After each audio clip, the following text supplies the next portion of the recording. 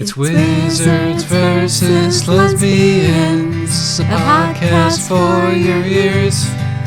Hello, and welcome to Wizards versus Lesbians. My name is Isaac. I'm Alexis. And today we are discussing Zeta Base by Judith Algier, or Algier, or Alguire. Good night. Would you like to do the plot, or shall I? I will try, with the caveat that I just got back from a conference and am kind of loopy, but that fits this book.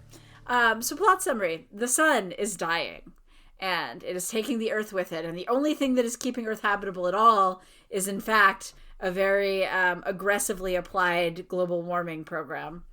But apparently, the sun is actually dying faster than expected, but the only one who's aware of this is Antiquity, an ancient lesbian, with three proteges, each of them more weird and special and lesbian than the next. And now Antiquity must convince two of her proteges, because the third one is just too nice to get involved in all of this, and she is going to be feeding wounded baby animals and having others fight over her affections. So now Antiquity has to convince the rest of galactic civilization and also two of her three lesbian proteges that the sun really is dying, and what we need to do is blow it up with a nuclear missile so that we can restart the sun. Because if she does not, then Earth will be destroyed. Can I just ask you what Deirdre is feeding to baby animals? Baby animal food, I think. Oh, it is a leguminous pap. Oh, that's right, a leguminous pap that she's feeding to the baby deer. Yes. She also feeds baby bats, even though they're ugly. Yes, indeed. Just in case you were wondering how virtuous this woman is. After I've forgotten everything else about this book, I'll still remember the leguminous pap. That and the naked wrestling. Yeah. So as you may have gathered, dear listener, this book is certainly a potential nominee for the Valhalla Award for Special Little Guy. It is a small press lesbian book of the vintage where you can look in the back for lists of other weird little small press lesbian books to buy for $8.95 should you want one. And I think it is it is also edited and given a shout out in the dedication to the author of Daughters of a Coral Dawn, which should give you a sense of where this is in our lineage of lesbian literature, or yes. LLL. Yes. So are there wizards? Oh yes, I forgot. I'm sorry. This podcast will be plotted like this book is. Expect problems. We can promise not to get derailed in the middle with naked lesbian wrestling. I mean, I can't provide that on my end. I'll just put it that way. What you choose to do with your time is your own affair. Also, we're an audio podcast, so you're not going to get much out of it, even if there was. Yes. Particularly because the noises that you're going to be hearing are mostly like arguing about philosophy, rather than mostly arguing over who gets the girl. But you're making this book sound more high-minded than it really is. I suppose I am. Okay, so are there wizards? Yes, ish. They're certainly very powerful, manipulative people. Yes. This is one of those, maybe everybody's a wizard in this. Yeah, kind of everybody is, because everybody's like a super genius, long-lived magical person. And there is an evil, manipulative, lying man. Yes. So, are there lesbians? So many lesbians. Lesbians as far as the eye can see. Right. And do they fight? Yeah. I mean, all the lesbians fight each other. And, the lesbians fight each other, and also the wizards. Yep. So, yeah, sure. This one's wizards versus lesbians. Why should you read this book? Well, it's certainly interesting. It's funny on its own merits, just as an experience. It's quite short. It sure you won't be is bored. An experience. It was, I have to say, this is really the reason you should read this book is to make your friends read this book so that you guys can just like yell at each other about this book and how ridiculous it is. This book also contains rare old woman Yuri, if you're into that. I mean, I do want to talk about that because I actually felt like the plot is. I was expecting something slightly more chaotic. I guess I was surprised from the way that you and Kiana were talking about it that it did end. But we can get sort of. Yeah, sort of. But we can get into that in the spoiler zone. I would also say that, like, weirdly enough, this feels like a missing link or a stepping stone between the sort of lesbian separatist fiction era and To Like the Lightning. And this bridge is because this book is very much academia focused. It feels like it was written by a professor. It is incredibly academia focused. That is a reason why, why should you read this book? Because if what you really want is somebody who is just as fed up with academia drama as you are, then boy, will this book deliver. On the other hand, if you are really fed up with academic drama, then boy, does this book deliver that too. So, yes, there is much charm to be had. Why should you not read this book? Well, it starts off like setting up a bunch of plot elements, and then it abandons all of them for like the middle 2/3, 3/4 of the book to have nonstop lesbian romantic drama before suddenly remembering that we've used up all of our page allotment almost, and we actually need to solve the plot. In that way, honestly, it kind of reminds me of like a 26 episode anime season. Yeah, no, I'm with you on that one. I think that it felt a little bit more coherent than that to me because I think there is thematic resonance between the interpersonal drama and the plot that is meant to be unfolding in the universe itself. There is, but it just plays out in some. The real thing is that this book is like a good old fashioned melodrama. You know, the emotions are very heightened and sometimes expressed in somewhat silly ways. And the other thing is that the writing varies wildly in quality, so that occasionally you get a sentence where you're like, that was a genuinely good sentence. And occasionally it's just sort of throwing sentences at you and to try to propel things along. Yes, it's a kind of a shotgun blast effect. You feel like you're being peppered by the language, and some of it does, in fact, really strike home, but a lot of it is over your shoulder, in the wall, in the next room, Right. Some of it's not even grammatical. So yes, the execution is very all over the place, put it that way. And this really does read like it was supposed to be book one of a duology. Oh yeah, absolutely it does. But there was never any book two.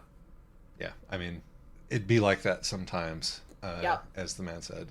Content warnings. I'm gonna, even though none of these women are related by blood, I'm gonna say incest because of the way that they were brought up.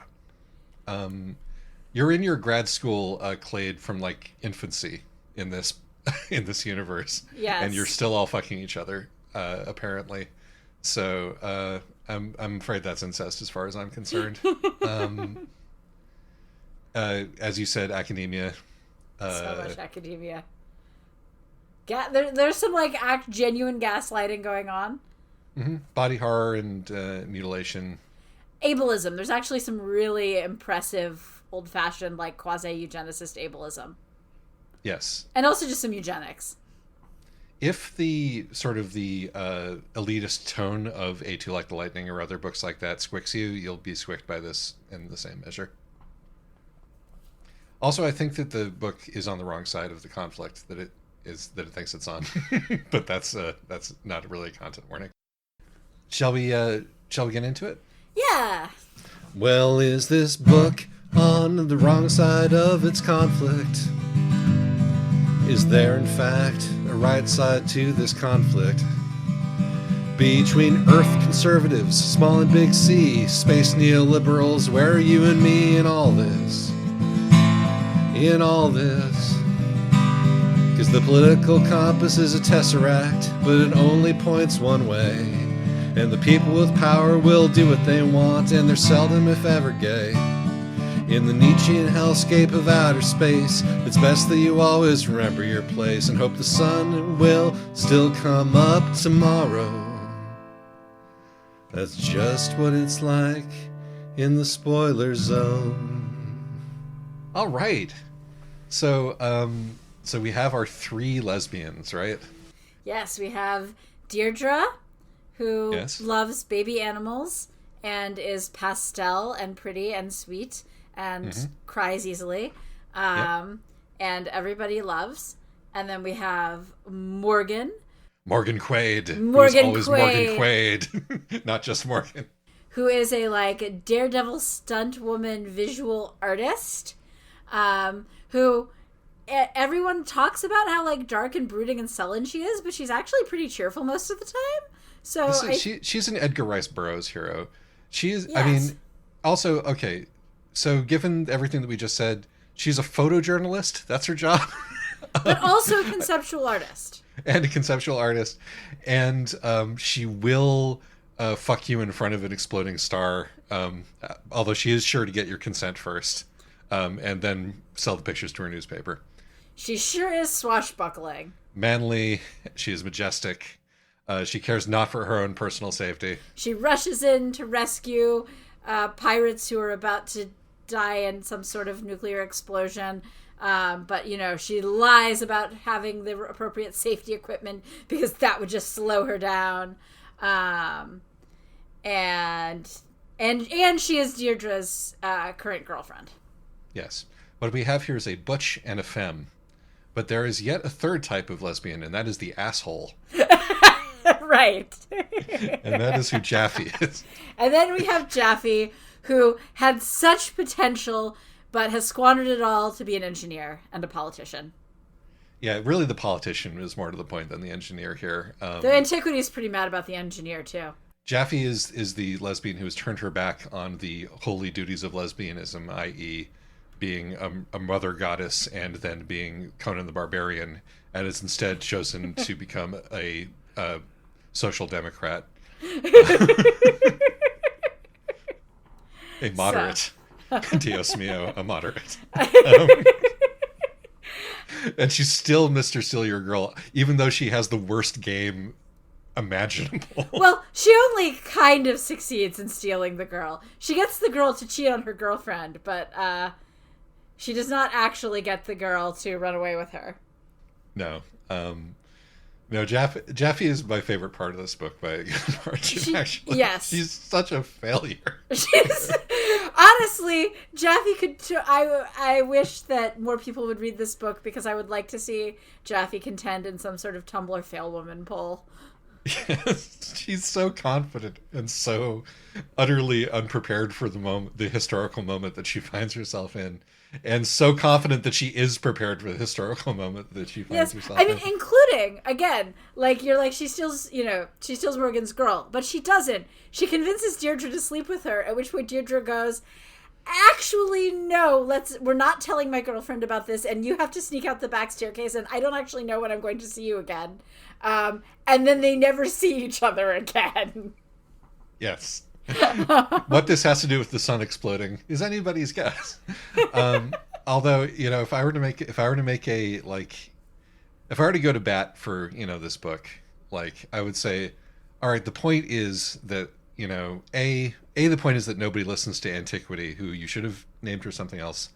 I mean, she does have a name that isn't Antiquity. Her real name is Jordan Time. Time like the herb. Even worse. Honestly, I love all these names. Darling to be killed there. But yes, okay. We're going with the flow. Antiquity, who, I mean, has the benefit of you remember which one she is right from the get-go. She's the old one. She's the old one. The other old one is Delphi, the doctor. Yes, this book also contains Old Lady Yuri, which is rare. Yes. That's actually in a Why You Should Read. I should have mentioned Honestly, that. yes. You should edit that in, that Old Lady Yuri. Yes, because Delphi and Antiquity are still have a little bit of a thing for each other, I would say, after all these years. And honestly, it's very charming. Yes. Delphi. God. But anyway. The thing is that why does all this Greek stuff keep happening? I know. Well, because the Greeks were gay, right? And so, and also Sappho. I mean, let's be fair, Sappho. Yeah. But no, I mean the thing is that Delphian antiquity, Earth is still ruled by like philosopher queens, who are and who are basically these ancient, classically educated lesbians. And they raised their and so the three proteges, each was raised to possibly be Antiquity's heir, but given up by their biological parents, because that's how it works on this planet. Is that in this galaxy? Because Jaffe's not even from Earth; she's from Zeta Base. It's real funny that like the book is called Zeta Base, and Zeta Base never shows up in this book. Like it's talked about a lot, but we never go to Zeta Base. Yes. We never really leave Earth. We haven't even mentioned that this is like the prototypical Gundam situation yet. That it's the outer colonies and their new sort of anti-establishment iconoclastic ways versus the Earth conservatives. But that's what's going on here. Yes, honestly, points to C.J. Cherryh for making that different. Where Earth isn't exactly conservatives. They're more like colonialists. Yes, indeed. But so the good guys in this book are the Earth is the old crone, the Earth Mother, and her Earth daughter. She's not an Earth Mother. I'm actually going to push back on this. She's not an Earth Mother. She's Athena. No, her daughter's an Earth Mother. Right, her daughter is an Earth Mother, but she's not motherly in any way. She's she's a philosopher king, as you point out. She's Plato. Right, exactly. She has trained them all in how to use the abacus. She has indeed. There's an abacus on the cover of this book. There's an abacus and the sun, because these are the two things that are most important to antiquity. You can't trust computers. Computers will lie to you, and people will use computers to lie to you. And honestly, she's right to say so. She's done nothing wrong. Use your abacus. Use your abacus and your heirloom antique neutrino counter. Yes, which contains no moving parts. But I found that too. That's one of those things that the book is doing deliberately to be charming, and I think pulls it off. Is just like how really into her antique heirloom neutrino counter. Like that's just a classic sci-fi beat, and I appreciated it. Yes, it's really this book gave me like, oh, I'm reading an old weird sci-fi short story, feeling. Yeah. Which warmed my cockles a little bit, to be honest. Oh, absolutely. I mean, I'm making fun of this book a lot, and it deserves it. But also, I genuinely do have a great deal of affection for this weird little book. Partly because, unlike Daughters of a Coral Dawn, this one is not nearly so misandrist. Like, yes, the villain is a scheming man who's a proto-incel. Like, I actually really enjoy. He's a very good, actually, this book is somewhat prophetic in that, because he's absolutely an internet incel, except there's no internet in this world because the internet hasn't been invented yet. Except it's 1991, so it has. But right. But no, he is angry. The reason that he is plotting this evil Earth-destroying thing is that he is mad that his shitty little asteroid got destroyed to presumably to mine, power for the Earth. But not really. He's mostly mad that these women don't want to fuck him. He's mostly mad that he's ugly, and he's mad that he's ugly, and I do enjoy the book takes a moment for him to acknowledge to himself that he could just get plastic surgery. This is a post-scarcity society, as far as I can tell. Yes. So he, at any point, he could get surgery. They have brain transplants, so apparently they don't work very well. And they have every other possible organ transplant. It's a fairly minor thing at this point to look however you want. But that would involve admitting that, his ugliness bothered him, and he can't do that. So instead, he's just really angry at his foster mother for not being bothered enough by his ugliness to make him go through the plastic surgery as a child. He had this man is loosely based on somebody the author knows vibes all dripping over him. off of him. Right down to his annoying fucking laugh. which he Right. deploys all the time, Yes. even in inappropriate circumstances. But this one has a token good man. It sure does. It has Morgan's producer, Morgan's producer, this queer-ass, gay-ass, pansy-ass, fussy-ass man who genuinely loves Morgan. who just wants her not to throw herself into the volcanoes too much. And Right. maybe go to the doctor occasionally Right. or sit down for just a second so that we could get some of the heavy metals out of your body, please. Right. He is performing femininity. Because it's just him and Deirdre doing that. Yes, exactly. None of the other lesbians in this perform femininity. And there are no women in this that are not lesbians. So let me say, since we're not performing femininity here, which means we're not, doing processing. Oh no, that's not how we're dealing with our emotions in this book. Yes, exactly. Let me ask you this, Alexis. If you we're still in love with somebody else's girlfriend and you really needed to confront them about this to make your intentions known, how would you choose to do this? I mean, obviously, I would do naked wrestling where our nipples brush erotically against each other. While we're talking about, no, you want to make her a little brown sparrow. I want to make her a princess. And no, you don't. You want to make her a bauble. No, a star. Meanwhile, their breath is catching. They're straining against each other. Literally, their nipples brush. So this is a very advanced society. With advanced forms of conflict resolution. Honestly, I might be healthier than endless processing.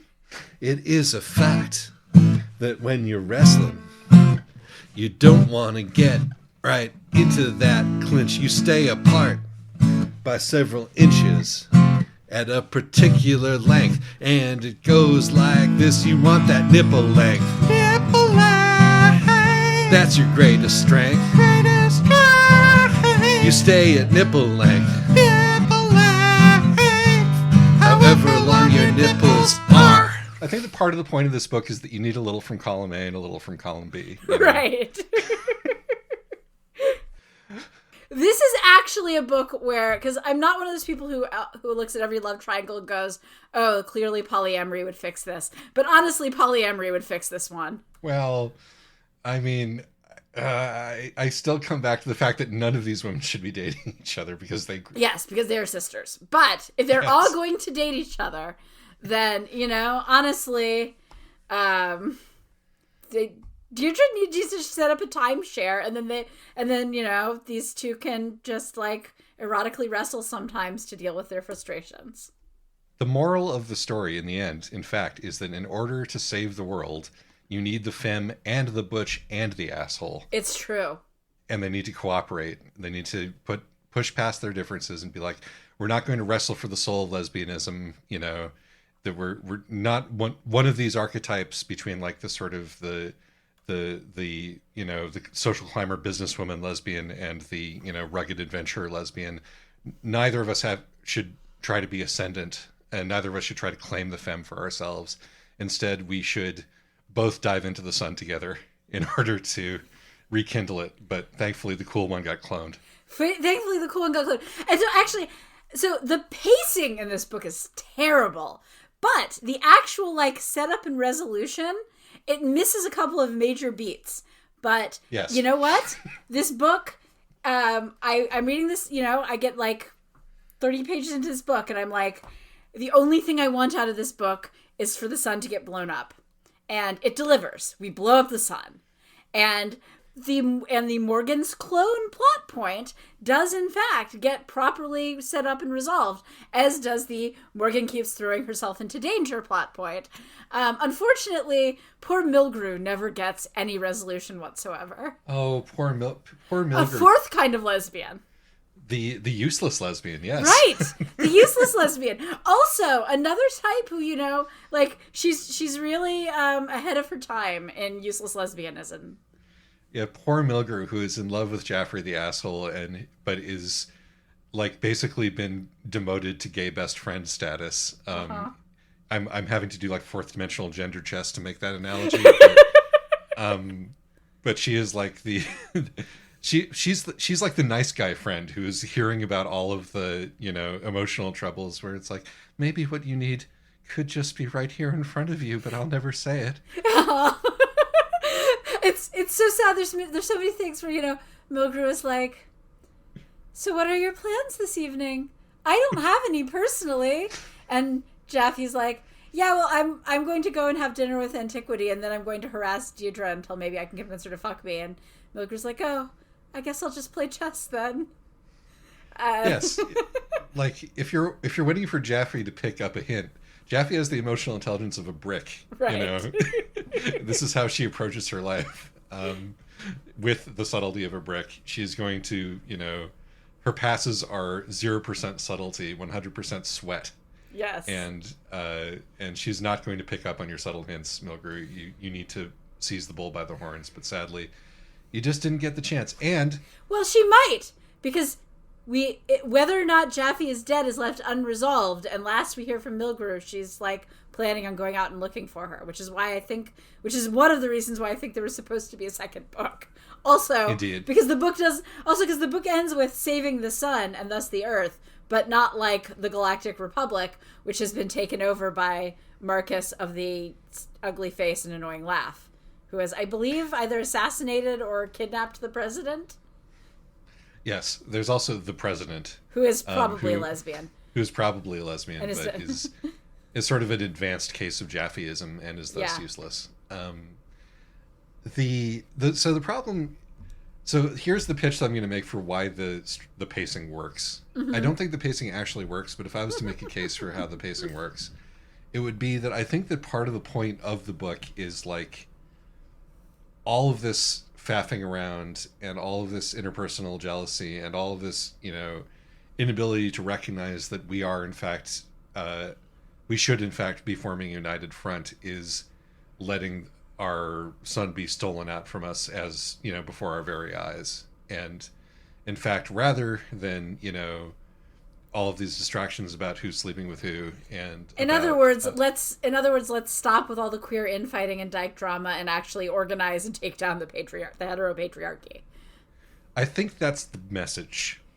I think it is too, but I think it is getting diluted. It finds the drama too sexy and too compelling. Yes. Unfortunately.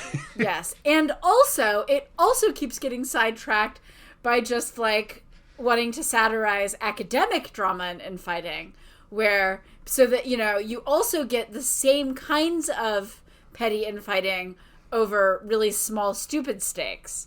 And so, which I think the fact that a lot of this is just people doing weird academic maneuvering, kind of weakens it a bit too. Yes. Although, I do like a little bit of academic satire.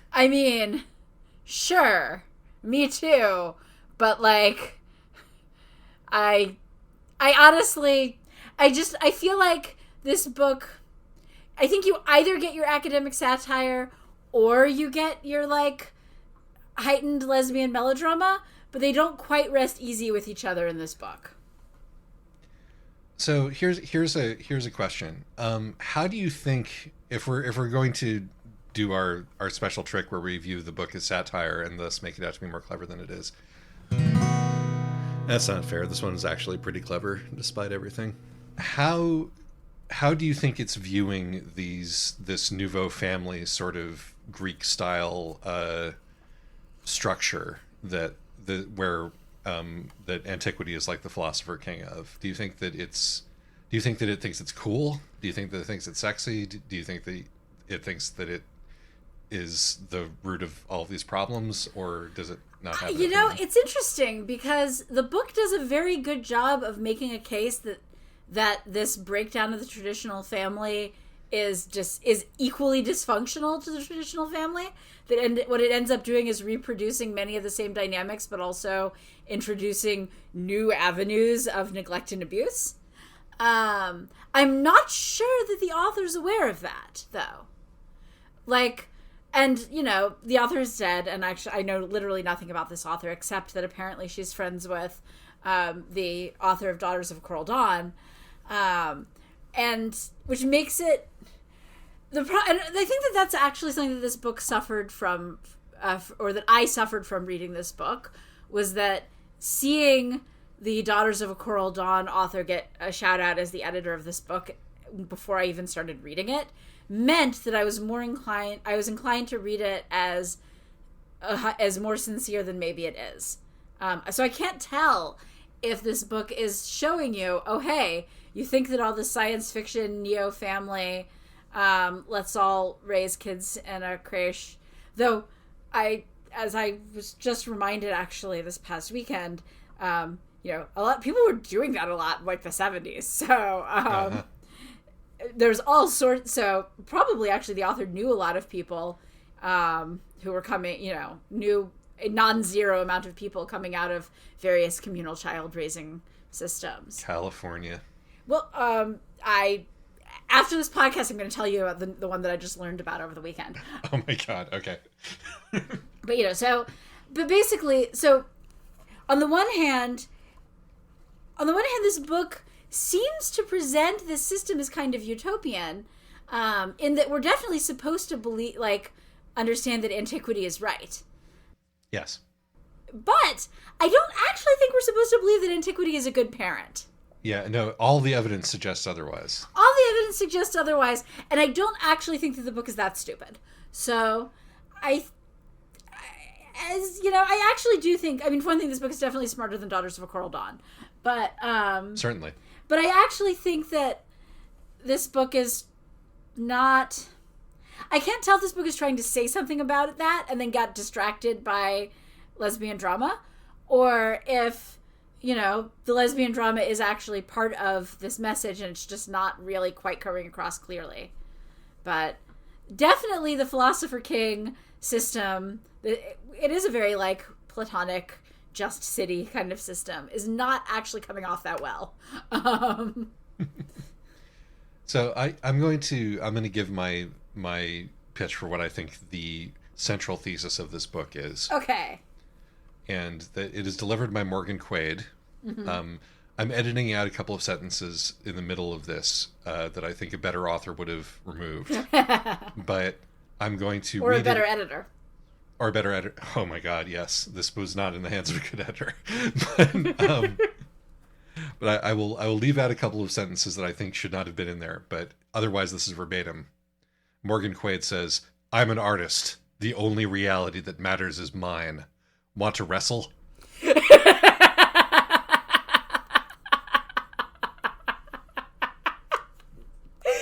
She sure does say that. And I think that's the thesis statement of this book. Honestly, I think there's a lot of sort of satirical cultural observations going around at the end. I think the book does believe that the Earth is worth saving, and that this sort of hidebound Greek style educational system and puer organized child abuse essentially is worth saving. But I think mostly it's invested in the hardcore aesthetic. I think that it thinks that the triumph of the individual vision and the individual will is the thing that it thinks is the most cool, which is why Morgan is way cooler than Jaffe. And it's true, which is so funny because when they're introduced, it's with Antiquity going off on this long rambling speech to her, best friend, situationship, doctor. Boy, there's also no good medical ethics going on here. Hey, let me just clone you a little bit, okay? Don't sign anything. I'm just gonna reach in here.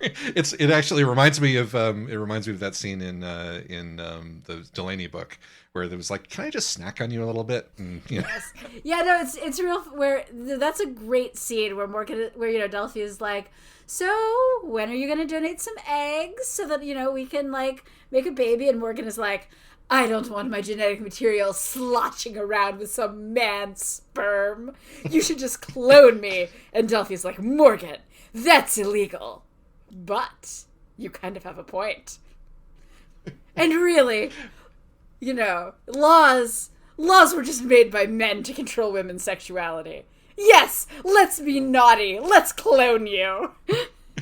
Why is cloning illegal? It's because clearly we're 85% of the way to matriarchy here anyway, and if women could reproduce asexually, men are not long for this universe, which is, I think, the closest thematic, throughput to the Daughters of a Coral Dawn world that this book has. Yes, but the thing is that one is at least very much in the view, like, that it's the mouths of the characters, and the world does not 100% support that, because there's only 2 men in this world plus some like nameless soldiers, and one of them is evil and one of them is good. Yes, and one of them managed to take over the world. Yes. And also, and the other one is like actually consistently right about things. Just nobody listens to him. So, but also like the whole, the other reason cloning, the ostensible reason cloning is illegal is because, we don't want the gene pool to stagnate. But you, Morgan, your genes are so good. That's actually fine. This book is definitely a little bit eugenicist. And again, like, there's a lot of ableism with, what? A brain transplant? You've seen the people with brain transplants. They're like robots. And it's like, oh, well, if it's going to make you autistic, God forbid. A thing that is very difficult and like emotionally compelling that this book tries, that I think a book that was less chaotic or that had a better idea of its own limitations would not have attempted, is that Antiquity is going senile. And she knows it. She's given the prognosis by her doctor. She has 3 months, essentially, of... She has 3 months of... deteriorating function before she really loses it. Well, she has 3 months where she can at least mostly pass as functional, and then she's got another, another year and 3/4. So this could be in a different book, in a different narrative, this could be the whole book. Like that. Right. That's enough emotional pathos to create a sort of entire tragic universe around. But that's not what this book is about at all. No, it's mostly, that's, as far as I can tell, that's mostly there because otherwise Antiquity is so, institutionally powerful that everyone would just listen to her. But the fact that she's starting to have memory lapses means that it both puts a strict time limit on, her need to save the earth and the sun, and also gives people a reason to dismiss her out of hand. Yes. As the Philosopher King, she would be unstoppable if we didn't give her some sort of plot nerf. Yes. And so that is why she has this brain problem. Also, she represents the dying earth in this way. Yes. But despite that, I think that the book does actually a fairly good job at reflecting her distress and her confusion, like better than it needed to. I would definitely agree with that.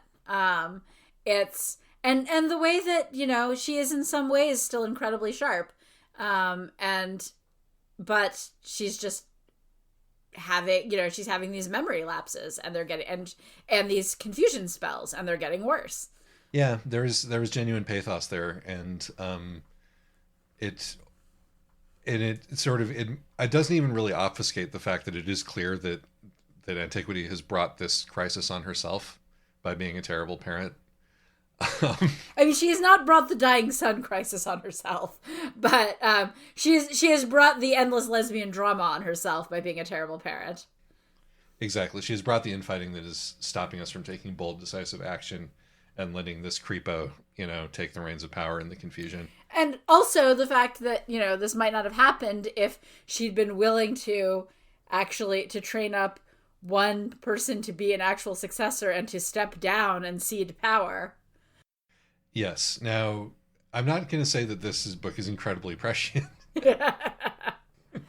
This is probably to be honest, this is like, I'm sure this is a problem as old as time. I'm sure there's no generation of people that has,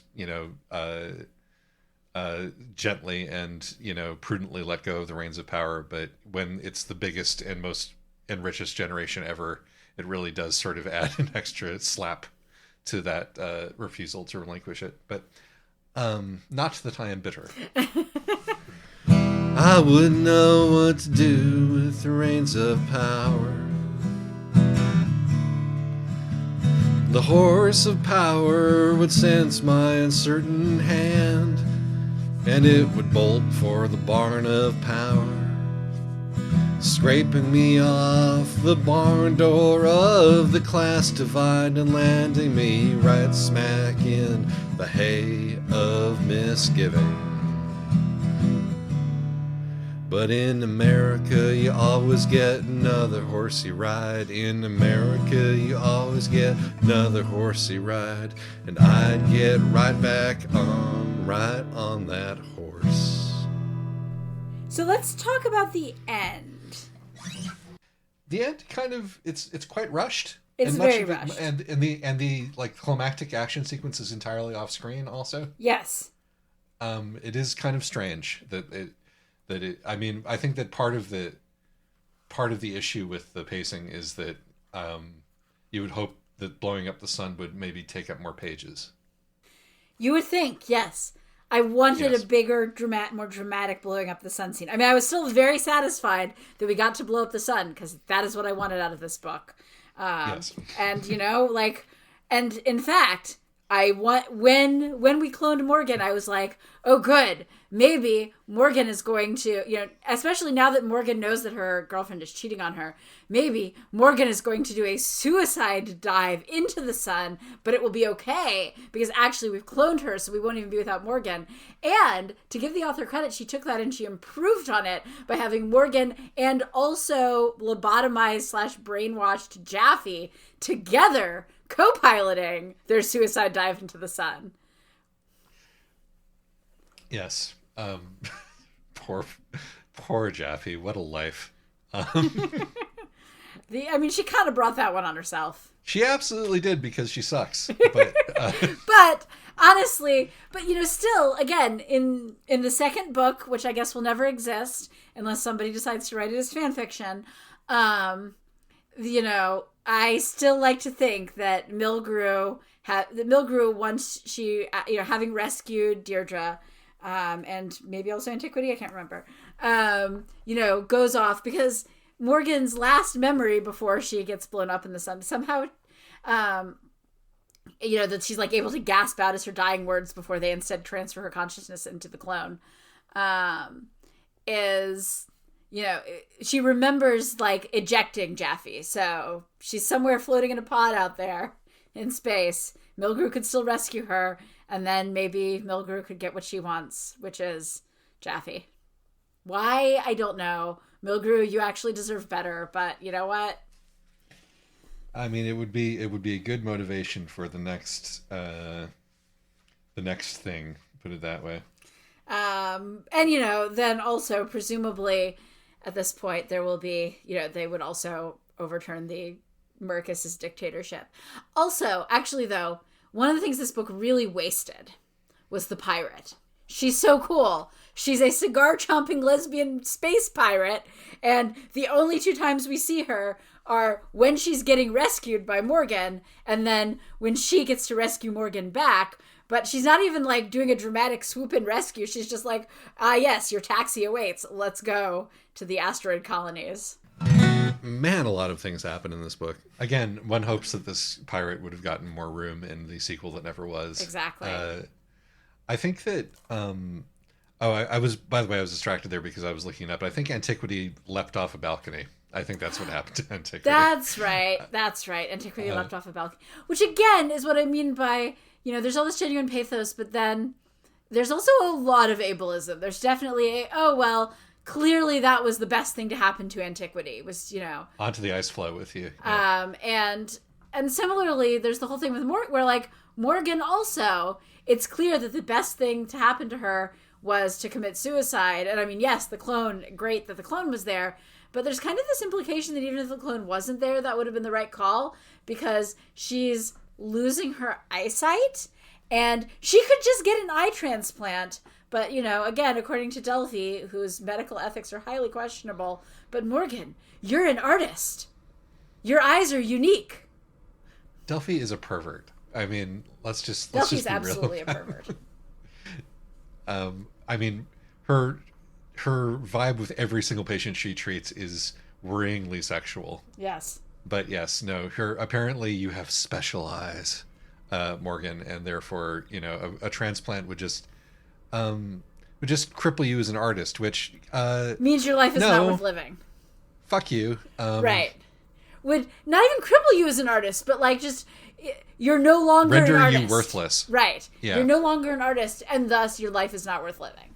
My godmother had who was an artist, a professional artist, teaches art, had a bad fall some time ago and copped a very bad brain injury from that. And it literally rendered her unable to do some of the things that allowed her to make her art. And what she did, in addition to a lot of, rehabilitation and retraining and, working with experts to retrain the parts of her brain that were destroyed and to forge new connections, which has been helpful, but she pivoted to other things. She pivoted to other forms of art, which is what you do. You take what you have and you make use of it and you stay alive, because the important thing is that you're alive and your worth is in your life and in your ability to continue to adapt and learn and grow. Yes, and and your connections to the people around you. Yes. So no, fuck you, book. Right, you're, Exactly. You're wrong. But I just, that was the part of it that felt, the sort of the uncomfortably elitist, uncomfortably like eugenicist, uncomfortably like we need our god philosopher kings and our great artists and our geniuses, and if they're even slightly underperforming as geniuses, then what good are they? And I needed Alf to walk up to Delphi and be like, can I see your medical license? Why haven't you grounded this woman? Will you please give this woman the medical help that she needs? She needs assistive lenses. She needs to be able to see because she's a pilot. Right. That, was definitely my least favorite thing about this book. But also, again, they wasted the pirate. And also, again, the brain transplant thing, which was very much coded as, if you're neurodivergent or developmentally disabled, you don't have a soul. Yes. But this is like it quite literally says, we can transplant a brain, but we can't transplant the soul. We've been to college. We've been to academia. We know how they feel about us. Oh, I know. Boy, I have spent a significant percentage of my life obtaining advanced degrees. Yes. Plural. In spite of their best efforts, I might add. In spite of their best efforts, and eventually realized that, this was a system that was very much training me that everyone around me looked down on people like me, and they were only grudgingly making an exception for me because, I was one of the good ones. So. Yes. And you could say this book is accurately reflecting that attitude. It sure is. And it's doing a very good job. It's being very persuasive that these people are awful and we shouldn't listen to them. I don't think that's intended, but the author is dead. Yes. I think, and this is the connection that I wanted to draw to Two Like the Lightning, which I can't remember if you've actually read or not. No, because I was like, I spent 4 years at the University of Chicago and I was miserable almost every second. Why would I read this book and relive that? Yes, and that was a completely reasonable reaction to have, because that is the most I am in a room with a professor at the University of Chicago ass book that I've ever had the experience of reading. A profoundly unpleasant reading experience, despite the fact that I could appreciate on a intellectual and an artistic level what was being achieved. But that book, down to like the chosen family eugenics clades, like is drowning in the same sort of attitude that this book is, but it's hiding it better. It's obfuscating it more, and it's putting the blame elsewhere. And I think that partially just in its artlessness, this book is just putting it all out there on the table. Like exactly where the ugliness in this system lies. Which it turns out is in its fucking heart. Yeah. In its like hierarchical, beat everything about yourself that isn't perfectly designed to succeed and thrive in this, very specialized environment heart. And that's supposed to be what the best in human, like, ingenuity and philosophy is. Yeah. And I mean, honestly, one of the things that this book successfully does is that I spent the entire time reading, okay, but why isn't anybody considering Deirdre for leadership? I mean, she's already organizing all of Antiquity's life. She's and while still finding time to also feed baby deer leguminous pap. And and it's because even in this, it's still a sexist society. Right, in this matriarchy, she's too femme and too mother coded. And so yes. Even though she's clearly just as intelligent as the other two and way more civic minded and way more personally organized and capable of organizing other people, but that's not leadership qualities apparently. And so everybody just sort of ignores her except for the two people who want to fuck her. Yep, I could not have said it better myself. The part of the and this is R.I.P. Teenage Isaac, but the part of what I found so familiar and old science fiction weird short story about this was the misogyny. Yep. Even though and it's can you call it misogyny when it's specific? I mean, do we need a word for anti-femme that is distinct from anti-woman? I think we kind of might, actually. I mean, it's just, I mean, sure, it's just a subtype of misogyny, but I do think that this is very specifically, anti-femininity. Yeah. It's, there must be a phrase for this. I mean, there's a word for every kind of discrimination and hatred under the sun, right? Because we love our lumping and splitting in these departments, but so this word must be out there. Write in and tell us what the word is for being anti-femme but not anti-woman. Yes. So changing the subject, this is something that Kiana observed, and I just want to make sure that it gets noted in this podcast, is that one of the things that this book does much better than Daughters of a Coral Dawn is that it makes Morgan is a much more believable artist than any of the artists in Daughters of a Coral Dawn, because in Daughters, all the so-called artists are just doing faux Greek revival stuff over and over again with no originality. And Morgan's art is weird and pornographic, but at least it sounds like she's actually doing something artistically interesting with fire sculptures and naked women.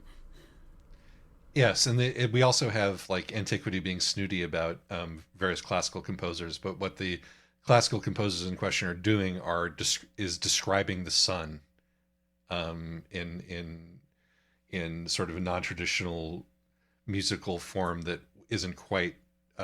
It's not even quite certain that it's audio that they're listening to. It's a sort of a multimedia, solar radiation experience, and yeah, that's much more clever and interesting than any of the sort of Greek revival art that you got in Daughters of a Coral Dawn. So, that was just... This book has, in a very old-fashioned, golden age of science fiction sort of way, this book actually has some, pretty decent, not consistent or fleshed out, but, just interesting world-building choices that make it feel like a real science fiction book in a way that... that Daughters of Coral Dawn and many of the other things we've read, really, especially the older things, do not. Agreed.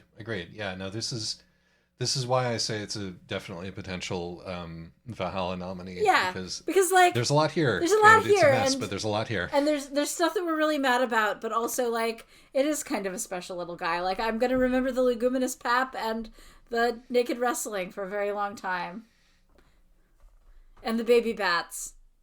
I mean, Jaffe's going to stick with me. Jesus Christ. Jaffe is so... What a honestly, disaster. Jaffe and Morgan both are actually just very memorable characters. The entire scene where Morgan is seducing the other female reporter for her art project, and she keeps checking in with the woman and being like, you're free to say no, of course. And the woman is like, but I don't want to say no. I want to take my clothes off for you. And then Morgan is like, now I'm going to make love for you, but only with your consent. And the woman is like, Yes. well, I consent. Hooray! and then she just like covers the woman in, you know, some sort of fire, and the woman's like kind of freaking out, and Morgan's like, don't worry, baby, this is art. You're perfectly safe with me. I mean, when Morgan said I'm an artist, the only reality that matters is mine, I was like, yeah, Morgan. you do you, hell yeah. Like, you know. the only, yeah.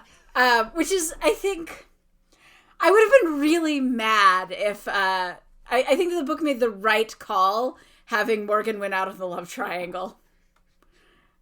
I mean, it would speak very poorly of Deirdre's taste. Right. Otherwise. And everything we've seen up until then shows that she's fairly intelligent. So also, just, it makes Jaffe's story arc so much funnier if you have Jaffe post tryst, like, you know, gloating to poor Milgrew about, you know, oh, Deirdre loves me. And then Milgrew's like, I thought she was very close with Morgan Quaid. Oh, she loves us both, but she's in love with me. But, you know, actually the one that Deirdre ends up with is, in fact, Morgan. And it just, oh, Jaffe, you're so terrible at everything. Well, I think that's a podcast. Yep. So, yes, I cannot remember who suggested Zeta Base to us, but whoever it was, thank you. Thank you, listener, who recommended this book.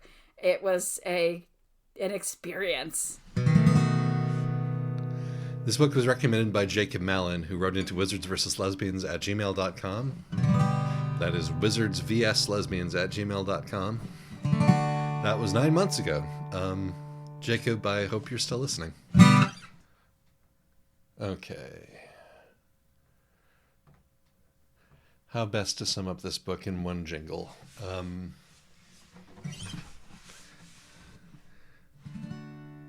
Little darling, it's time to stick it to the spacer. Little darling, it seems like years since it's been here. Blow up the sun, do-do-do-do. Blow up the sun. And I say, it's all right.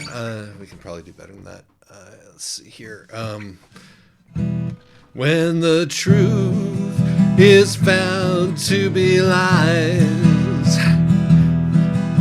and all the joy within you dies, don't you want to blow up the sun? Don't you need to blow up the sun? Nope, can't do that one. Blowing up the sun. Blowing.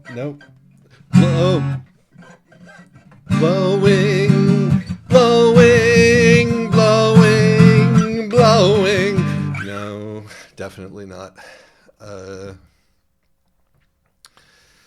Okay, what about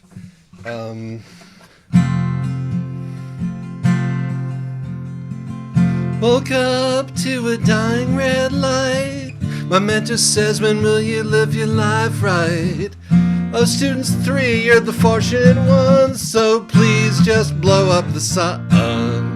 Oh, girls, just blow up the sun. That's all they really want. That's all they...